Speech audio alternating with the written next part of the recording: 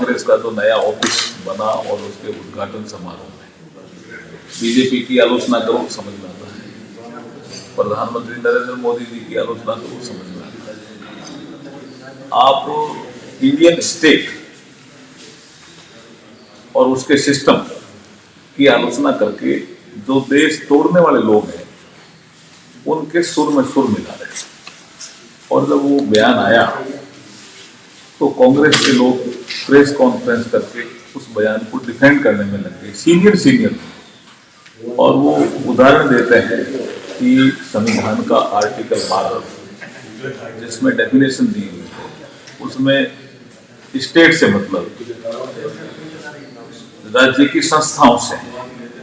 वो भूल जाते हैं कि वो फंडामेंटल राइट का चैप्टर है और उसमें फंडामेंटल राइट के चैप्टर में जहां जहां स्टेट लिखा है उसकी क्या व्याख्या है उससे संबंधित है। स्टेट तो आपको आर्टिकल 1 में ही नजर आ जाएगा ना। इसका मतलब आपकी भारत की जो संप्रभुता है उसको चुनौती दे रहे हो। आप बड़े जिम्मेदार पद पे बैठे हो, नेता प्रतिपक्ष हो लोकसभा में, इस तरह का बयान जो देश तोड़ने जैसा बयान है और उसकी जितनी आलोचना हो उतनी आलोचना कर दीजिए। देखिए, बजट सत्र 31 जनवरी से शुरू होगा। 31 जनवरी को महामहिम राष्ट्रपति जी का संयुक्त सत्र में संबोधन होगा और 1 तारीख को फिर बजट आएगा। वित्त मंत्री जी बजट पेश करेंगे और इस सत्र का जो पहला भाग है उसमें राष्ट्रपति जी ने जो अभिभाषण दिया उसके ऊपर एक धन्यवाद प्रस्ताव आता है। वो 3-4 दिन तक चलता है और उसके बाद बजट पे चर्चा है वो भी 3-4 दिन तक चलती है। तो पहले भाग में तो मुझे लगता है राष्ट्रपति जी का जो भाषण है, अभिभाषण है, उस पर धन्यवाद प्रस्ताव और फिर जो बजट पेश करेंगी वित्त मंत्री जी उस पे चर्चा, ये इस भाग के मुझे लगता है मुख्य काम रहेंगे।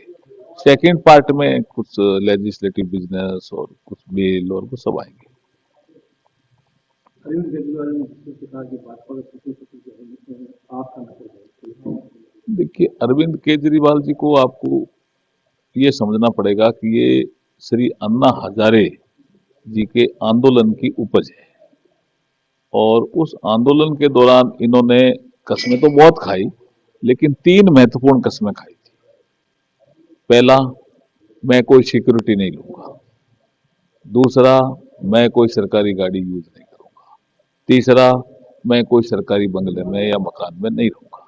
ये कई बार खाई उन्होंने कस्में और कुछ लोग तो यहाँ तक कहते हैं कि परिवार के लोगों का नाम लेकर के भी कस्में खाई। अब उनकी पोल खुल गई। सिक्योरिटी उन्होंने 2 राज्यों से ले ली, गाड़ी भी बड़ी में चलते हैं और मकान तो कहना ही क्या, शीश महल बना लिया। उसमें इतना पैसा लगा कहां से उसका हिसाब भी नहीं है।